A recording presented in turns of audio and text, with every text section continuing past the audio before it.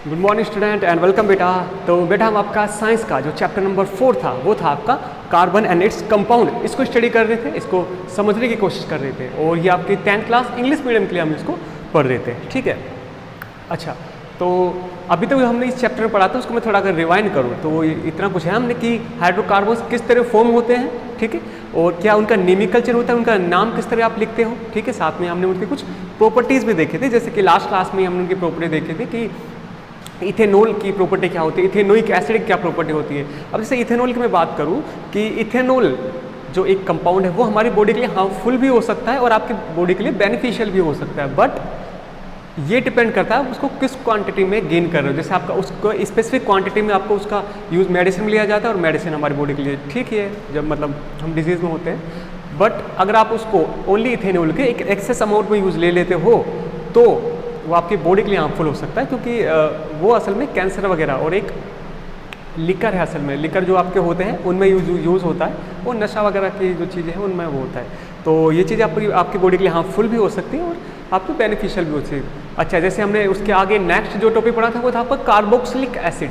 Carboxylic acid में क्या कि उसको किस तरह ईस्टर फॉर्म होता है और ईस्टर का यूज़ हम ले रहे थे जैसे कि परफ्यूम वगैरह बनाने में, ठीक है, क्योंकि वो एक फ्रेग्रेंस एलिमेंट था, वहाँ पर हमने उसका यूज़ लिया था। साथ में क्या हम कि ये भी देख रहे थे कि अच्छा कि जो ईस्टर है या फिर छोड़ो ईस्टर की तो नहीं, हमने कार्बोक्सिलिक एसिड जो था उसकी प्रॉपर्टीज़ भी देखी थी, क्या वो बेस के साथ रिएक्शन करके किस तरह कंपाउंड फॉर्म करता है, ठीक है, क्योंकि कार्बोक्सिलिक एसिड जो था वो एक वीक एसिड था, ठीक है।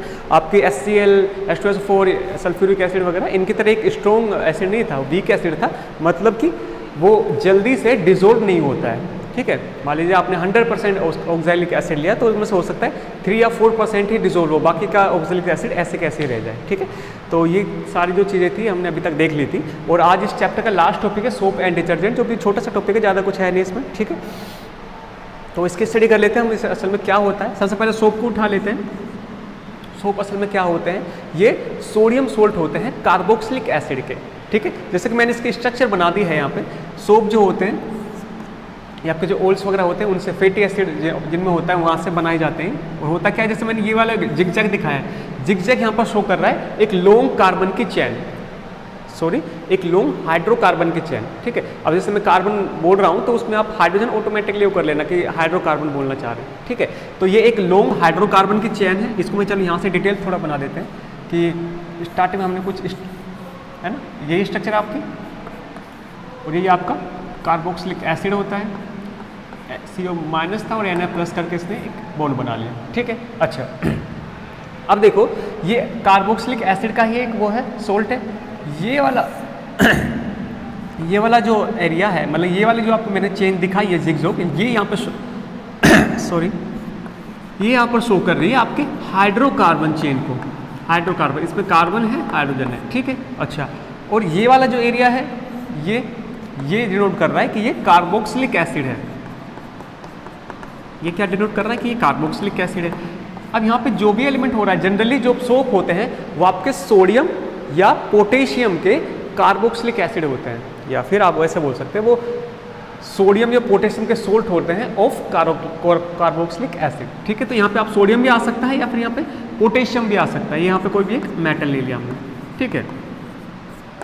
अच्छा, तो ये असल में ये तीनों मिलकर फॉर्म करते हैं आपका जो सोप जिसको आप बोलते हैं, जिसको आप नहाने वगैरह में काम लेते हो, वो ये चीज़ है, ठीक है।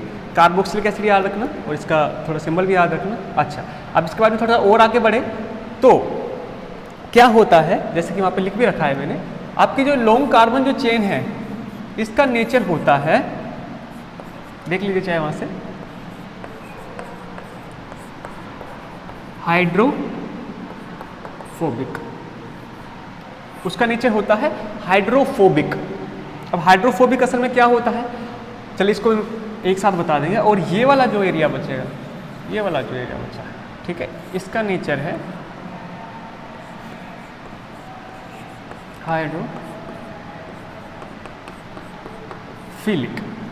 ये होता है एरिया हाइड्रोफोबिक, ये आपका हाइड्रोफिलिक मीन्स क्या, हाइड्रोफोबिक। ये एक ऐसा या कार्बन की चेन जो है ये एक ऐसा वो कंपाउंड है या फिर ऐसी एक चेन है जो कि वाटर से थोड़ा दूर भागती है। फोबिक मतलब एक टाइप से डर होता है, वैसे आपने सुना होगा ना फोबिया, उससे ये वर्ड लिया गया फोबिक। फोबिक होता है डर या फिर दूर भागना या फिर पसंद नहीं करना, ठीक है।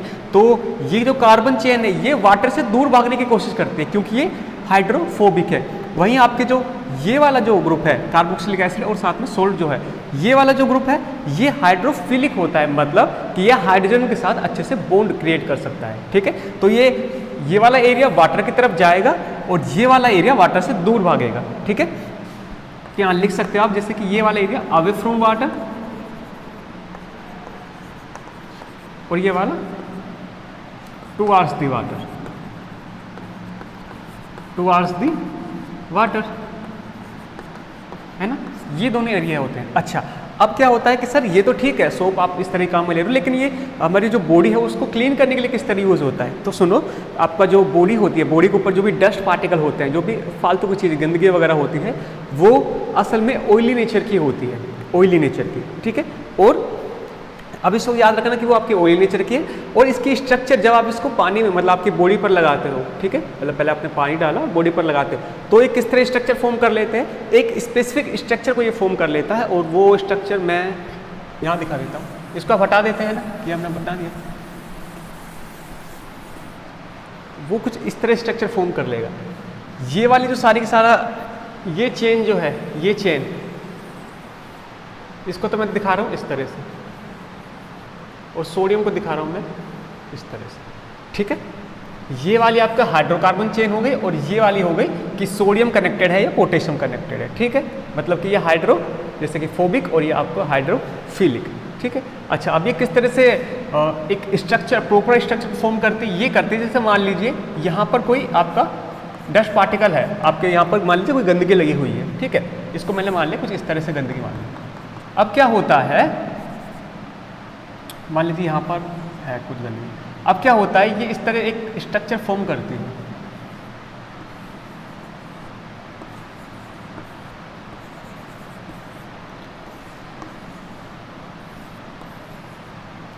आपकी जो डस्ट है ना उसके चारों तरफ कुछ इस तरह से एक स्ट्रक्चर फॉर्म करती है, बिल्कुल करीब बिल्कुल ही इसी की तरह से स्ट्रक्चर, ठीक है। आपको देखने में लग रहा है सर ये क्या आप टेढ़ी मेढ़ी चीज़ें बना रहे हो, लेकिन हाँ यही स्ट्रक्चर फॉर्म होती है। और यहाँ पर मैं बता दूँ ये वाला एरिया जो है ये सोडियम है, सोडियम या फिर पोटेशियम, है ना।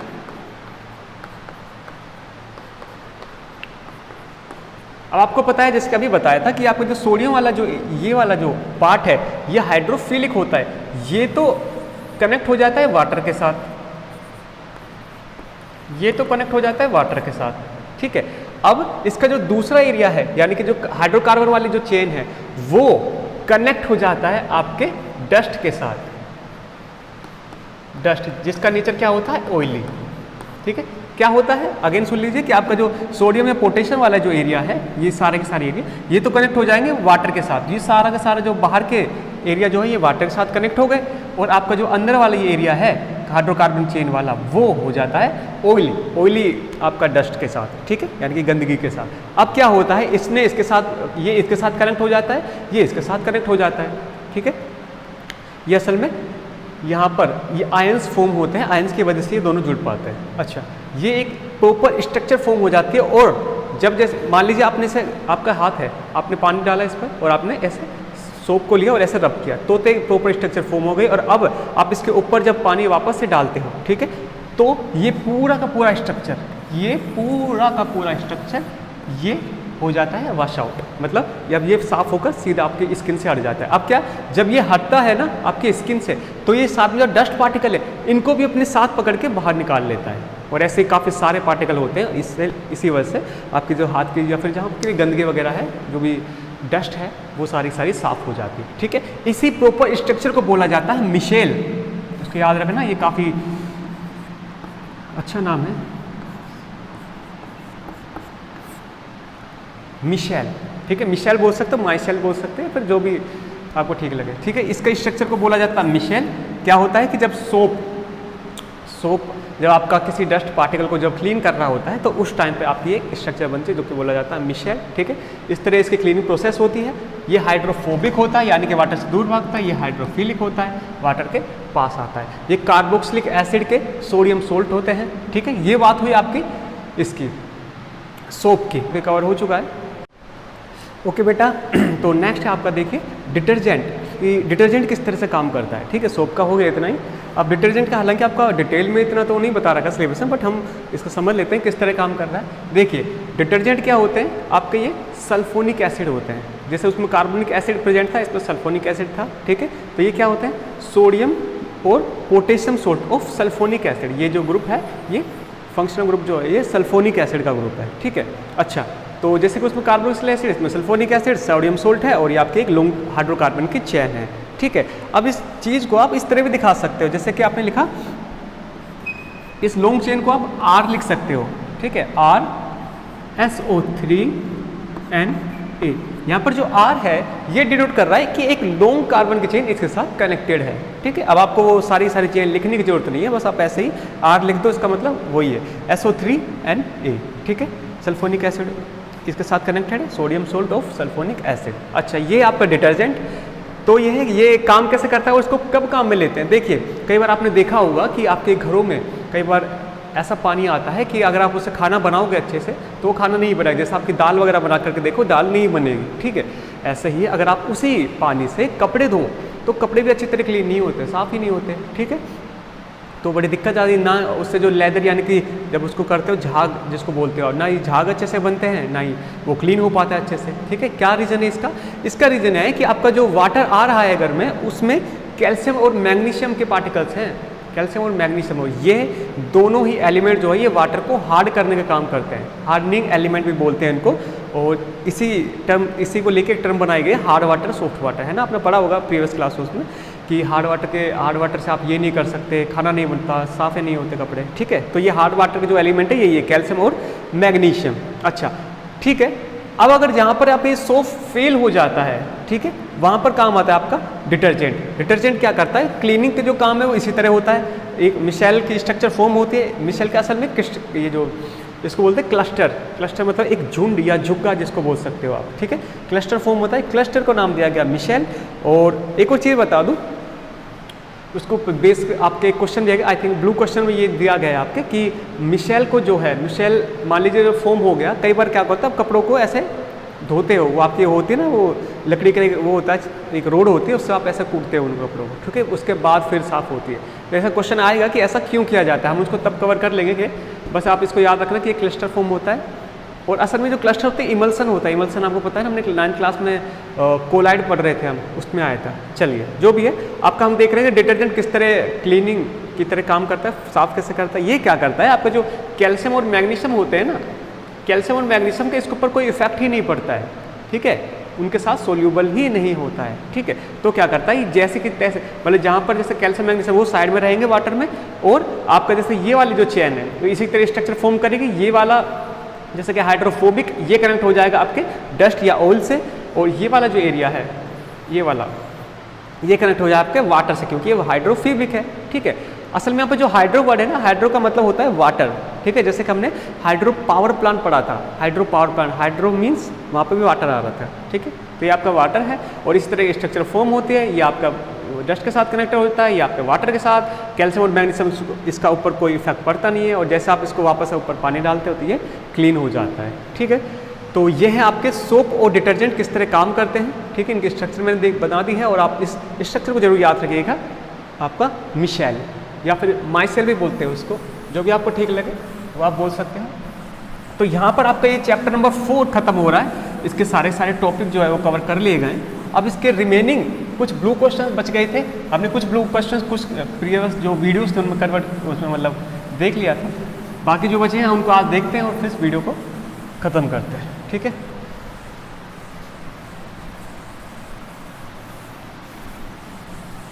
चलिए बुक ले लेता हूँ मैं आपकी, और क्वेश्चन को देख लेते हैं हम किस तरह है ये। देखिए पेज नंबर 69 तक जो आपके ब्लू क्वेश्चन दिए गए थे वो हमने कंप्लीट कर लिया। अब हम आगे के क्वेश्चंस को देख रहे हैं। वो है आपके नेक्स्ट जो क्वेश्चन मिलेगा, आपको मिलेगा पेज नंबर 71 पर। पेज नंबर 71 पर क्वेश्चन है, और क्वेश्चन नंबर है 1। ठीक है, ये आपके ब्लू क्वेश्चंस है। ब्लू क्वेश्चंस आपके बुक के बीच में दिए होते हैं। ठीक है, छोटे होते हैं लेकिन कॉन्सेप्चुअल होते हैं। अच्छा, पूछा गया आपसे why is the conversion of ethanol and ethanoic acid in oxidation reaction. बोल रहा है आपका कि इथेनॉल यानी कि CH3CH2OH, इथेनॉल और इथेनोइक एसिड,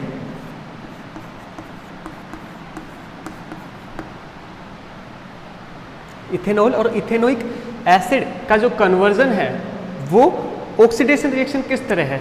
देखिए क्या होता है, ऑक्सीडेशन रिएक्शन क्या होती है, वो एक ऐसी रिएक्शन होती है अगर किसी भी रिएक्शन में, किसी भी एक रिएक्शन हो रही है उसमें कंपाउंड के साथ ऑक्सीजन कनेक्ट हो जाता है, कंपाउंड के साथ ऑक्सीजन कनेक्ट हो जाता है और उसका ऑक्साइड को फॉर्म कर लेता है, ठीक है, ऑक्साइड फॉर्म करेगा या फिर उसके साथ किसी भी तरह कनेक्ट होकर एक कंपाउंड फॉर्म कर लेगा। तो जब भी ये ऑक्सीजन का एडिशन हो रहा है, addition of oxygen is called oxidation, ठीक है।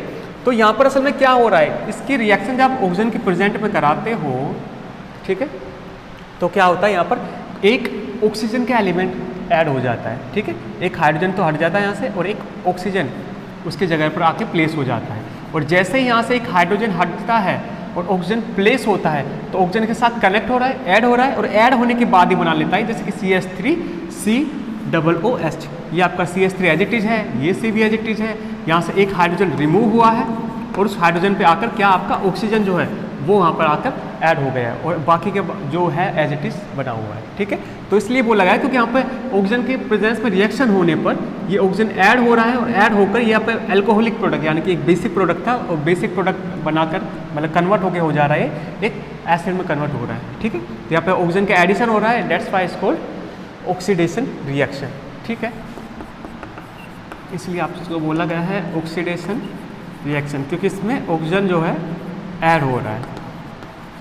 ऐसा कोई वो नहीं है कि किसी को दिक्कत हो रही है सर हम लैंग्वेज नहीं बना पाते, आपके जो आंसर की जो PDF वगैरह है वो आपको वो सेंड कर दी जाएगी, यहाँ पर खाली हम इसको समझ रहे हैं, ठीक है। ये आपका क्या है यहाँ पे इथेनॉल और यहाँ पर आपका क्या हो गया एसिटिक एसिड जिसको आप बोलते हो, या फिर इसका एक कॉमन नाम भी है इथेनोइक एसिड, है ना। बेटा इनका नाम नेम वगैरह जो है नाम वगैरह ये सारे याद होने चाहिए आपको, ठीक है, जिससे आपको आसानी रहेगी इनको स्टडी करने में, ठीक है। ये आपको क्वेश्चन नंबर 1 था और हमने इसका रीजन देख लिया। अच्छा अब इसमें नेक्स्ट क्वेश्चन पूछ रहा है क्वेश्चन नंबर 2, इसको हटा रहा हूँ मैं, है ना, अगर किसी को ड्रॉ करना है तो कर सकता है, इस चीज़ को आपके ऊपर डिपेंड करता है, बाकी चीज़ें जो है आपके नोट्स और PDF में तो आपको मिल ही जाएगी, ठीक है। क्वेश्चन नंबर 2 देखिए, अच्छा क्वेश्चन है, बोल रहा है ए mixture of oxygen and ethyne is burned for welding. Oxygen और इथाइन का मिक्सचर, इथाइन क्या होता है CH triple bond CH 2 carbon है मतलब ईथ, ठीक है, ट्रिपल बॉन्ड है मतलब एल्काइन ग्रुप का है, तो ये है आपका मिथाइन, ठीक है, सॉरी इथाइन। और इथाइन की रिएक्शन हो रही है किसी के साथ, ऑक्सीजन के साथ। क्या बोल रहा है कि क्वेश्चन वाला बोल रहा है कि आप इथाइन और ऑक्सीजन के मिक्सचर का यूज़ एक टाइप की वेल्डिंग को करने के लिए करते हो। वेल्डिंग आपके जैसे दो मेटल्स होते हैं उनको कनेक्ट करने के लिए आप यूज लेते हो, ठीक है, तो आप उसका यूज़ एक स्पेसिफिक वेल्डिंग करने के लिए करते हो। इसमें पूछा गया है तो आप इसमें ऑक्सीजन का ही यूज़ क्यों करते हो, आप इसको can you tell why a mixture of ethyne and air is not used, कि आप ये बता सकते हो कि इसमें ऑक्सीजन प्योर ऑक्सीजन यूज़ करने के बजाय आप नॉर्मल एयर में भी तो इसको कर सकते हो, नॉर्मल एयर ओपन एयर में वेल्डिंग करो, ठीक है, क्या दिक्कत है कि आप इसको ओपन एयर में ना करके ओनली इसको ऑक्सीजन प्रोवाइड करा रहे हैं और फिर इसकी रिएक्शन करवा रहे हो। देखिए इसकी रिएक्शन ओपन एयर में करा सकते हैं, नो डाउट, कोई दिक्कत नहीं है। ओपन वहाँ पर बस एक छोटी सी दिक्कत आती है और वो बहुत बड़ी है, हालांकि कहने में छोटी है। सीन क्या होता है कि जब आप ये एयर के प्रेजेंट पर रिएक्शन करती है तो जो हीट जनरेट होती है, हीट वो बहुत कम जनरेट हो पाती है और साथ में ही वो वहाँ पर से आपको सोटे स्मोक मिलता है। अगर यहाँ पर आप इसकी जगह ये यूज़ लेते हो तो क्या मिलता है आपको, जितनी हीट ये प्रोड्यूस कर सकता था उससे तो कम मिलती है, मतलब लेस हीट आपको मिलेगी और साथ में ही आपको सोटी स्मोक मिलेगी। आपको स्मोक मिल रहा है और लेस हीट मिल रही है, तो इसलिए तो आप इसको एयर के साथ काम में नहीं लेते। इसके लिए आप क्या करते हो, आपकी जो इथाइन है इसकी रिएक्शन कराता है ऑक्सीजन की प्रेजेंस में। ऑक्सीजन के प्रेजेंस में जब ये रिएक्शन करता है तो ये करीब 3000 डिग्री हीट मतलब टेम्परेचर वाली हीट आपको देता है और साथ में ही विदाउट स्मोक ये बर्न होता है, विदाउट स्मोक, तो ये रीज़न है कि आप इसका जो यूज़ हो वो ऑक्सीजन के प्रेजेंस में करते हो, ना कि ओपन एयर के प्रेजेंस में। ठीक है, एनवायरनमेंट फ्रेंडली भी है ये, और ये वाला एनवायरनमेंट फ्रेंडली है नहीं। ठीक है, तो आपको थोड़ी सी प्रिकॉशन लेनी पड़ती है और आपका जो हीट है वो प्रॉपर अमाउंट में मिल जाती है। वेल्डिंग करने के लिए इसका यूज़ करते हैं। वेल्डिंग आपको पता ही है, दो मेटल्स को कनेक्ट करने के लिए इसका यूज़ होता है। डिफरेंट टाइप ऑफ वेल्डिंग होती है, काफ़ी सारी होती है। कभी आप क्लासेस में रहे तो हम पढ़ाएंगे उनको। ठीक है, ये आपके एडिशनल है और दूर दूर तक 12 तक तो आने ही वाले नहीं है ना। कभी आप कॉलेज वगैरह में जाओगे तो ये आपको पढ़ाए जाएंगे। ठीक है, अच्छा, ये पेज नंबर 71 के क्वेश्चन थे जो कि अभी खत्म हो चुके हैं। अब हम नेक्स्ट क्वेश्चन देख लेते हैं। ये मिलेंगे आपको पेज नंबर 74 पर। पेज नंबर 74 पर एक क्वेश्चन नंबर देखिए और क्वेश्चन नंबर है 1। बोल रहा है आपसे, how would you distinguish experimentally between an alcohol and carboxylic acid. कैसे आप डिस्टिंग्विश कर सकते हो? देखो, कार्बोक्सिलिक एसिड, आपको पता है एसिड जो होते हैं, एसिड मेटल के साथ रिएक्शन करके हाइड्रोजन गैस रिलीज करते हैं। ठीक है, साथ में ही आपके जो एसिड होते हैं वो हाइड्रोकार्बन के साथ रिएक्शन करके भी कार्बन डाइऑक्साइड, वाटर और एक सोल्ट फॉर्म करते हैं। ठीक है, तो आप इसको जो अलग करने का तरीका है, डिस्टिंग्विश करने का तरीका, वहाँ पर आप हाइड्रोकार्बन्स यूज ले सकते हो। किस तरह से? देखिए, बोल रहा है आपसे कि अल्कोहल और कार्बोक्सिलिक एसिड, कॉमन लिख लेते हैं अल्कोहल कार्बोक्सिलिक एसिड, ऐसा कोई प्रॉपर नाम नहीं बनाते हैं। अल्कोहल और आपका कार्बोक्सिलिक एसिड, इसका आप एग्जाम्पल से ले सकते हैं, फिर नॉर्मली बता सकते हैं। जैसे कि हमने इसमें लास्ट हमने टॉपिक किया था, उसमें रिएक्शन करवा के दिखाई थी इसकी। ठीक है, कार्बोक्सिलिक एसिड आप कोई भी ले लीजिए। ठीक है, जब आप कार्बोक्सिलिक एसिड की रिएक्शन हाइड्रोकार्बन के साथ करवाते हो, हाइड्रोकार्बन है ना, जैसे कि आप हमने लिया था सोडियम कार्बोनेट या फिर सोडियम बाइकार्बोनेट। सॉरी, यहाँ पर कार्बोनेट आएगा, है ना, ये थोड़ा सा मिस हो गया। Hydrogen carbonate. ठीक है, तो जब भी आप कार्बोनिक एसिड की रिएक्शन हाइड्रोजन कार्बोनेट या फिर सोडियम या फिर बाई हाइड्रोजन कार्बोनेट इनके साथ करवाते हो, तो आपको पता है क्या फॉर्म होता था? ये फॉर्म करते, रिएक्शन के बाद मैं नीचे लिख रहा हूँ, ये आपका एक सोल्ट फॉर्म करते थे, साथ में ही आपको वाटर मिलता था और साथ में ही आपको एक कार्बन डाइऑक्साइड की गैस मिलती है। ठीक है, ये तो एक वो है तरीका है जिससे आप इसको आइडेंटिफाई कर सकते हो। इसी तरीके को क्यों ले रहा हूँ? क्योंकि हाइड्रोकार्बन जो होते हैं ना आपके, मतलब हाइड्रोजन कार्बोनेट या फिर जो भी कार्बोनेट है, हाइड्रोजन कार्बोनेट जो होते हैं ये अल्कोहल के साथ कोई रिएक्शन शो नहीं करते हैं, नो रिएक्शन।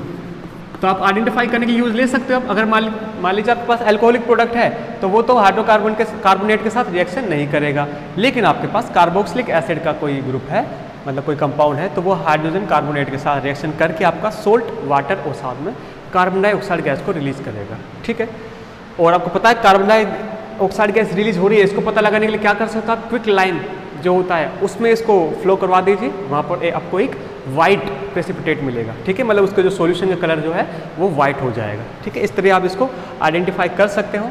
ठीक है, चलिए नेक्स्ट बढ़ते हैं। ये आपका इतना ही था। आप इसमें कोई भी एग्जांपल ले सकते हो या फिर इसी भी तरह आप दिखा सकते हैं। नॉर्मल जैसे आप एक कॉमन टर्म्स में दिखाते हो, इसी तरह भी दिखा सकते हो। ये रीज़न है कि आप हाइड्रोजन कार्बोनेट्स का यूज ले सकते हो। क्वेश्चन नंबर 1 हो गया। क्वेश्चन नंबर 2 की कहानी देख लेते हैं कि क्या पूछना चाह रहा है, क्या बोल रहा है। देखो भाई, ये बोल रहा है व्हाट आर ऑक्सीडाइजिंग एजेंट। अरे सिंपल, ऑक्सीडाइजिंग एजेंट जैसे कि हम चैप्टर 1 में ही पढ़ा था, अभी लास्ट क्वेश्चन में भी देखा था क्या, कि ऑक्सीडाइजिंग एजेंट इनको बोलते हैं जो किसी कंपाउंड को ऑक्सीडाइज करा दे। ऑक्सीडाइज कराने का मतलब उसमें उसमें ऑक्सीजन को ऐड कर दे वो, बस। अब इसके लिए हमने इस चैप्टर की अगर मैं बात करूँ तो हमने 2 ऑक्सीडाइजिंग एजेंट देखे थे। एक तो आपका KMnO4 और साथ में K2Cr2O7, ठीक है, potassium permanganate, potassium dichromate oxide. ठीक है, ये हमने 2 एलिमेंट देखे। तो ये क्या करते थे, ये एक ऑक्सीडाइजिंग एजेंट की तरह काम करते थे, ऑक्सीडाइजिंग एजेंट की तरह काम करते थे। और इनका काम क्या था, ऑक्सीडाइजिंग एजेंट मीन ये ऑक्सीजन का एडिशन करा देते थे किसी भी रिएक्शन में, ऑक्सीजन का एडिशन करा देते थे किसी भी रिएक्शन में। That's why it's called oxidizing agent. ठीक है, ऐसे ही मान लीजिए अगर कोई हाइड्रोजन को वो कराए, मान लीजिए हाइड्रोजन को ऐड कर दे तो उसको हाइड्रोजन एजेंट भी बोल सकते हैं। ठीक है, या फिर रिड्यूस्ड एलिमेंट भी बोल सकते हैं या फिर रिड्यूस्ड एजेंट भी बोल सकते हैं। ठीक है, या फिर रिडक्शन एजेंट, उनको एक प्रॉपर नाम रहेगा रिडक्शन एजेंट, ठीक है। तो अब जो भी है आप उनके नेम के अकॉर्डिंग निकाल सकते हो। असल में जो केमिस्ट्री में है बस यही है, इनका नेम के अकॉर्डिंग ही काफ़ी सारी चीज़ समझ आ जाती है। जैसे कि हमने अभी जब इनका नेमी कल्चर पढ़ रहे थे उसमें बस आपको एक छोटा सा क्वेश्चन दिया गया था, अब उसमें कितने बॉन्ड्स बने हैं, किस तरह हाइड्रोकार्बन कनेक्टेड है, क्या उससे फंक्शनल ग्रुप है, इससे लेके हमने काफ़ी सारी मतलब चीज़ें उससे निकाल ली थी, ठीक है। ओके, तो छोटे क्वेश्चन है, ज़्यादा कुछ है नहीं, कॉन्सेप्चुअल है। अब देखिए आपके क्वेश्चन आ रहे हैं, इसको मैं हटा देता हूँ। ऑक्सीडाइजिंग एजेंट आपने देख लिया।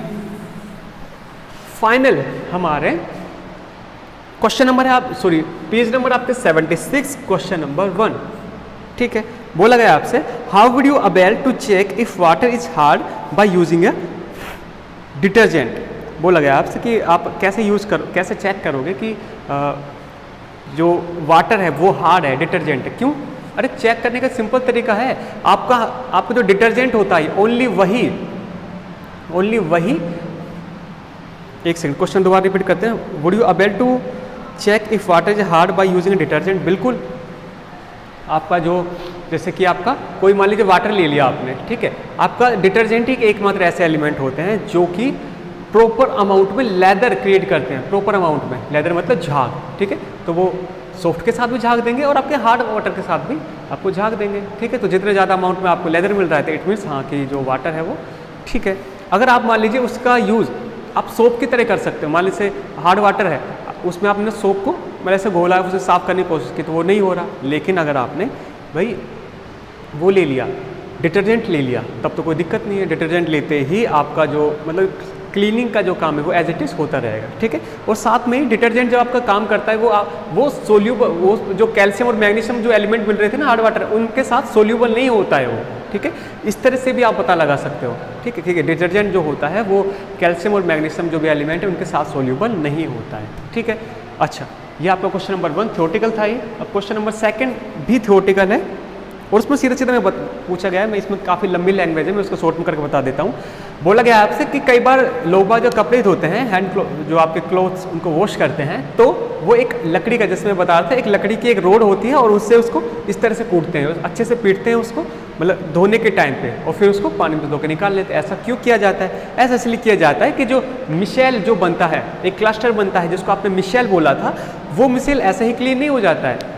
जब वो मिशेल प्रॉपर क्लीन हो जाता है, उसको हटाने के लिए, उसको बाहर निकालने के लिए, वहाँ पे एक इमल्सन फॉर्म हो रहा है, ठीक है, उसको हटाने के लिए फिर आप वो जो आपका जो रोड है, लकड़ी की, वुडन की, जो भी आपकी रोड है, उससे हिट करते हो जिससे कि वो बाहर निकले। उसके बाद आप सीधे ही वाटर में उसको डाल के ऐसे निकाल लेते हो, ठीक है। तो इसलिए आप यूज़ करते हो कि मिशेल प्रॉपर तरीके से बाहर आ जाए, ठीक है।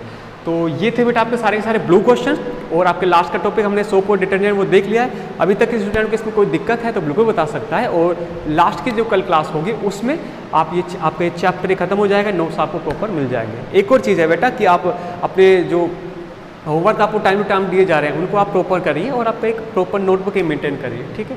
आपके काम आएगा, क्योंकि कोई चांस नहीं है कि आपके जो एग्ज़ाम है वो कैंसिल होंगे, ठीक है। तो आप इस पर ध्यान दीजिए। और अगर मान लीजिए किसी स्टूडेंट ने अभी तक स्टडी नहीं की, स्टार्ट भी नहीं किया, तब भी कोई दिक्कत नहीं है भाई, कोई दिक्कत नहीं है। अगर आप आज की डेट से भी या अभी के टाइम से भी स्टार्ट करते हैं तो भी आराम से सारी चीज़ें कवर होगी, और एक अच्छे तरीके से कवर हो। ऐसा नहीं कि बाद में बर्डन के साथ होगा, क्योंकि अभी आपने कवर कर लिया तो ठीक है, नहीं तो जैसे जैसे आगे बढ़ोगे, एंड टाइम पे जब आपको बचेगा 1 महीना है, इतने एग्ज़ाम है, ये फिर बस यहाँ पर प्रेशर बढ़ेगा और कुछ नहीं मिलेगा। गलती से पास भी कर लिया तो कुछ खास चीज़ हाथ नहीं लगेगी, ठीक है। जो भी है आपके ऊपर डिपेंड करता है, आप इसको देखिए। तो इस चैप्टर को यहीं फिनिश करते हैं, ठीक है। कल इसके फाइनल क्वेश्चन हो जाएंगे, और किस स्टूडेंट को दिक्कत है तो बता सकता है, ठीक है। तो ठीक है, तब तक मज़े करिए। Thank you student.